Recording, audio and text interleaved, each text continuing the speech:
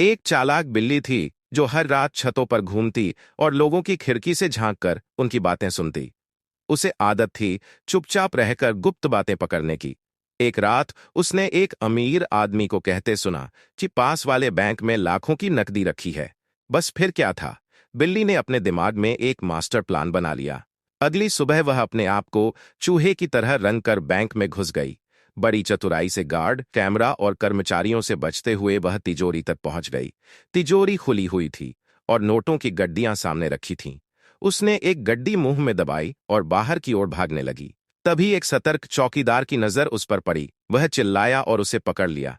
बिल्ली घबराई नहीं, बोली, मैं तो अपने बिलों का भुगतान करने आई थी। लेकिन उसकी चालाकी ज्यादा देर छिपी नहीं रह सकी।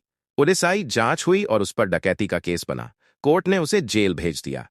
अब वह जेल में भी रात के वक्त दीवारों पर चुपचाप चलती है, जैसे वो फिर से किसी नए प्लान की तैयारी कर रही हो। एक चालाक बिल्ली थी जो हर रात छतों पर घूमती और लोगों की खिड़की से झांककर उनकी बातें सुनती। उसे आदत थी चुपचाप रहकर गुप्त बातें पकड़ने की। एक रात उसने एक अमीर आदमी को कहते सुना कि पास वाले बैंक में लाखों की नकदी रखी है। बस फिर क्या था, बिल्ली ने अपने दिमाग में एक मास्टर प्लान बना लिया। अगली सुबह वह अपने आप को चूहे की तरह रंग कर बैंक में घुस गई। बड़ी चतुराई से गार्ड, कैमरा और कर्मचारियों से बचते हुए वह तिजोरी तक पहुंच गई। तिजोरी खुली हुई थी और नोटों की गड्डियां सामने रखी थीं। उसने एक गड्डी मुंह में दबाई और बाहर की ओर भागने लगी।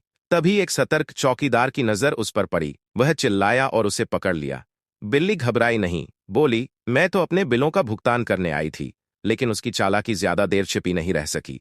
पुलिस आई, जांच हुई और उस पर डकैती का केस बना। कोर्ट ने उसे जेल भेज दिया। अब वह जेल में भी रात के वक्त दीवारों पर चुपचाप चलती है, जैसे वो फिर से किसी नए प्लान की तैयारी कर रही हो।